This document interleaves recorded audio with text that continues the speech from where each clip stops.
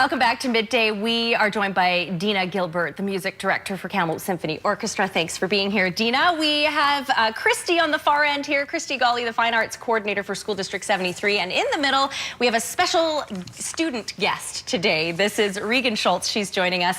And of course, Regan, you are part of the honor choir. So thank you so much for being here. We appreciate that.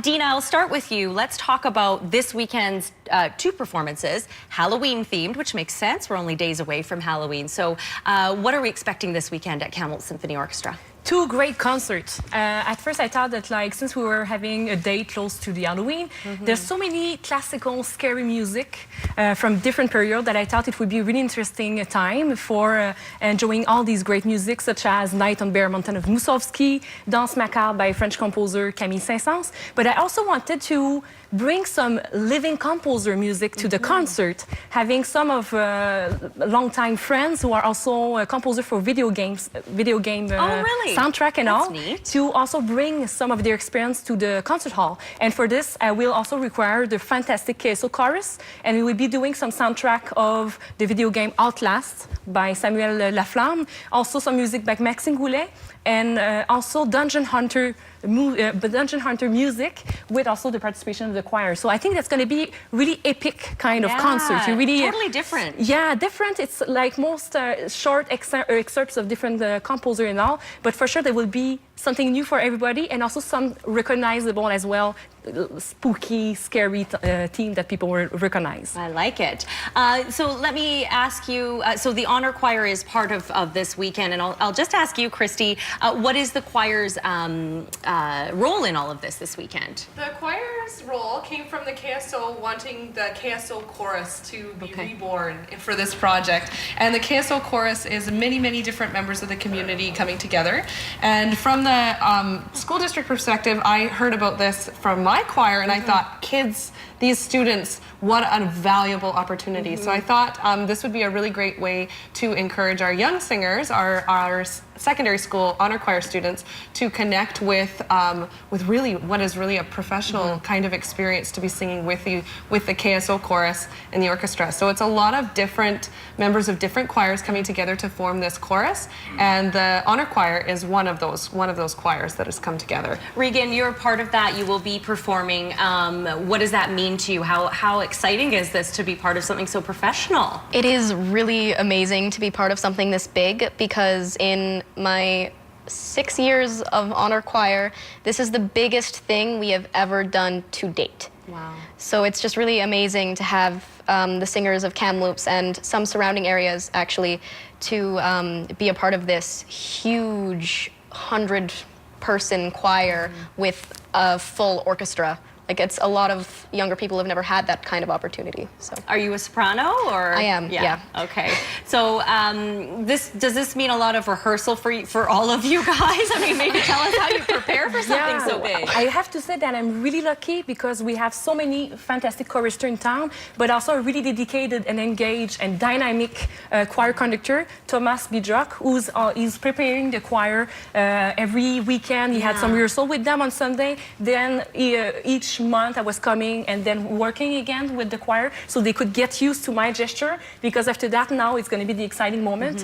This evening the choir and orchestra will finally join for the first time and rehearse together. So then after that, dress rehearsal and then those concerts. So I think it's really culminating from people who didn't know each other. And then I guess, I hope though, that you're making new connections with people. You're all going to become one. Yes. We have some photos. I'm not sure if we've already shown them, but this is you, Dina. We just thought we'd throw these in here. You conducting. What are we looking at here? Do you remember? It's probably one of the concerts of last season.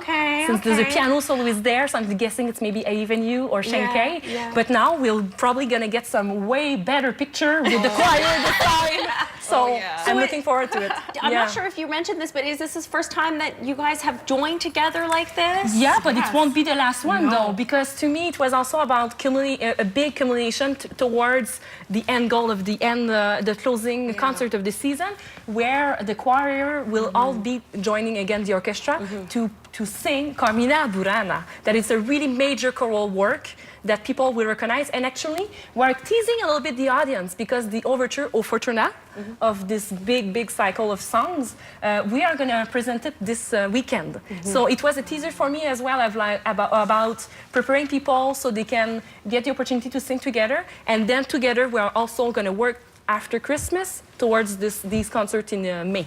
In 2019. Excellent. So there will be more projects involving those young talents with us. So. I love your knowledge of classical music. It just blows my mind every time she talks about it, mentioning all these different, oh my goodness. Christy, one last question for you. What are you hoping that the students like Regan and the others get out of this? I'm hoping that they see that music is something that they continue on with. So this is a bit of a professional taste of what it would be like if that's something that interests them. They have the opportunity now to feel what it feels like to sing with an orchestra, what it feels like to sing with Dina as a conductor. So they have that opportunity, and if that appeals to them, then they might want to go on.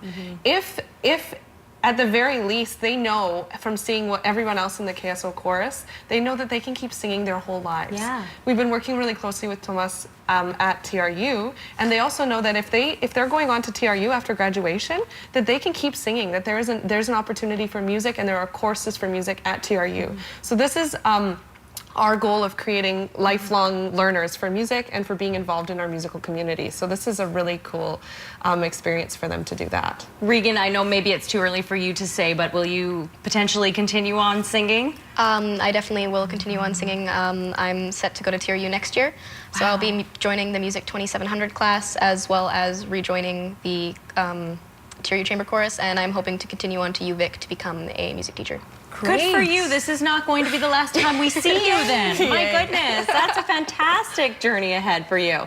Thank you to all three of you for being here. Really appreciate that. Dina, we wish you luck this weekend. And of course, the choir, I'm sure it'll be something pretty spectacular. Make sure you check it out. For more information, you can, for tickets, you can go to kamloopslive.ca. Of course, you won't want to miss this Halloween spooky theme this weekend, both Saturday and Sunday, right? We should mention.